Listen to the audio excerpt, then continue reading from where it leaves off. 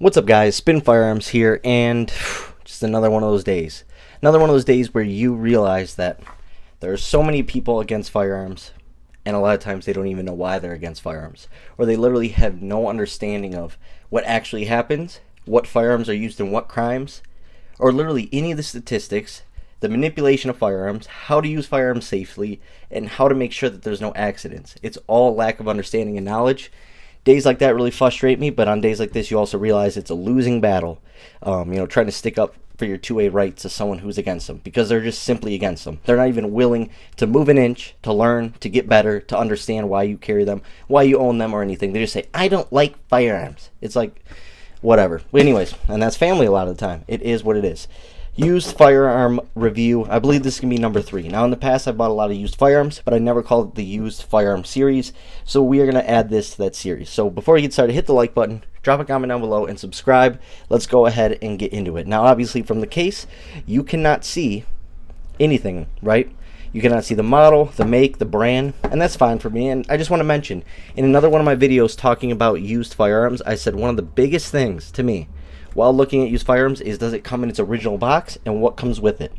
Did it look like it was well kept? Did it look like it went to a house that they actually care about their stuff? They care about their firearms. They care about maintaining them. They take firearms seriously. And a lot of times, having a nice case or a case with all the originals usually screams, I like my stuff, so I take care of it. So that's one of the things I go for. In this case, the firearm was just in the used shelf, right? So it was just a firearm. You didn't see what it came with, what kind of box, and honestly, I didn't even ask because of the price. Let's go ahead and get into it, and we're going to talk about it. But just remember, it's in a Plano gun case, which is actually pretty cool. A lot of people use them for cameras, camera lenses, whatever. It's actually a pretty decent case, which we're going to touch on. This whole package out the door was $243. Everything you see in this package, right? $243. Now, the firearm itself was on sale for $250. But every time I go in there, they're either very respectful and nice to me and give me a discount, or I ask for one. This time I didn't ask for one. They just gave me, I believe, $25 off. So it was actually pretty cool. Let's go ahead and take a look at what it is. And basically, this case, I looked it up, is $24. On most websites, it was anywhere between $20 and $30. So I literally just got a nice hard case that I could sell or give to my kids, or my wife could use it for something. That's a bonus as well. So you got to literally think about everything in this when it comes down to what you're getting for the price. Let's take a look. I'm really excited to show you guys. Smith & Wesson M&P Shield 2.0. Now, it's not the Shield Plus, and it is a single stack. But I walked out of the firearm store $243. Let's get into it.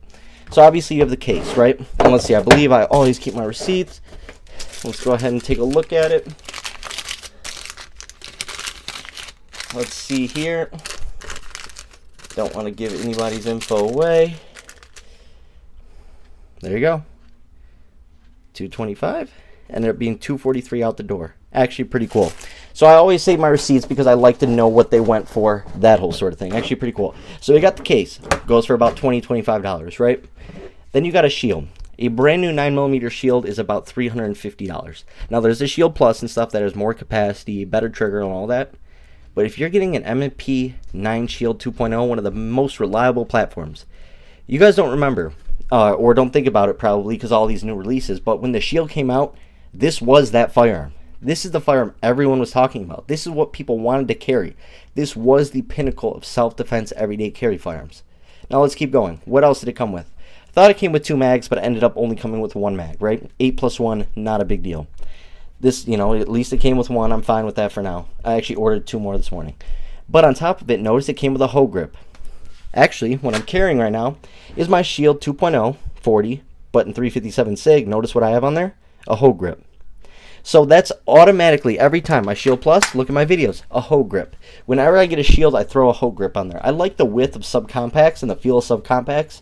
And the shields are a little bit too thin for my hands. I wear size large gloves and I have thick, fat fingers.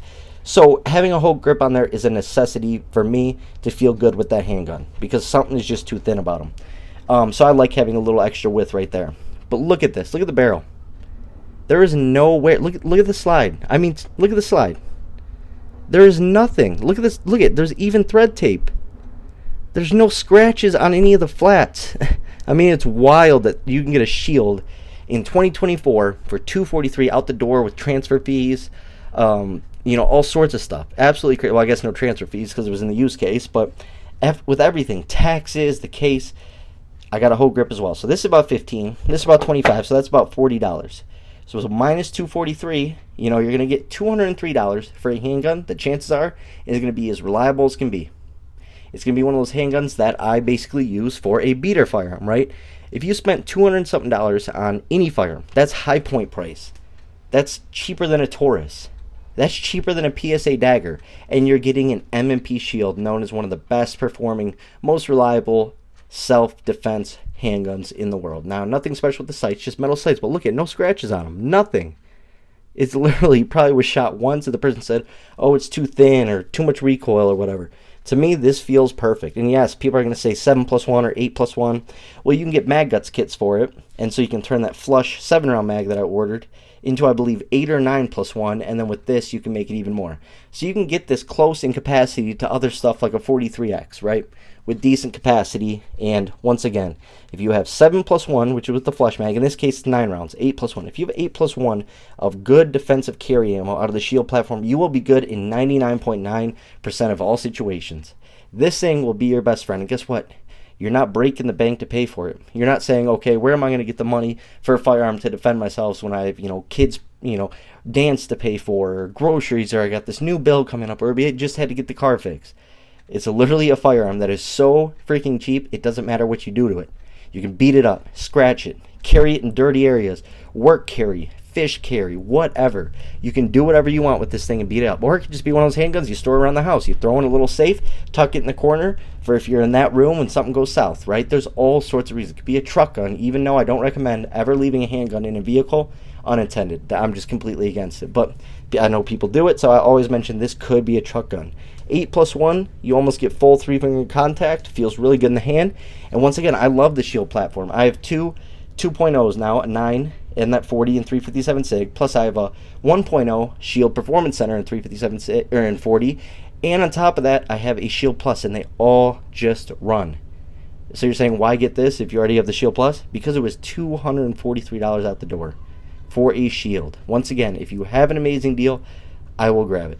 And I will use it and get the use out of it for a long time. You never know what this could be used for. It could be used for, you have a best friend down the line who needs a first carry and he needs something affordable, and you're like, hey, I got this for $243. I don't need it anymore. I have a person, he likes it. Here's $243. You know what I mean? So I always jump on options like this because down the line, it's not going to lose money. It's going to gain in value. You're going to get your use out of it. It is what it is. And the M&P 9 Shield 2.0, just because the Plus came out, it's overshadowed this handgun. All the shields are great. Doesn't matter the Plus, the 2.0s, the 1.0s, the Performance Centers, the 9s, the 40s, the 357 SIGs, the 45s. They're all great handguns. And this is no different. And actually on the trigger on this one was actually much better than the trigger on this one. So I'm not going to be upgrading this trigger to the Apex. I'm going to be keeping it just like this. I might be adding a threaded barrel to it to make it more of a subcompact with the width. Mag guts for capacity and a little bit longer barrel with the threaded barrel. We might have a little mini shield subcompact. So we might actually make a really cool build like that. But anyways, how can you argue with this? You can't. You just can't beat it. Thanks, guys.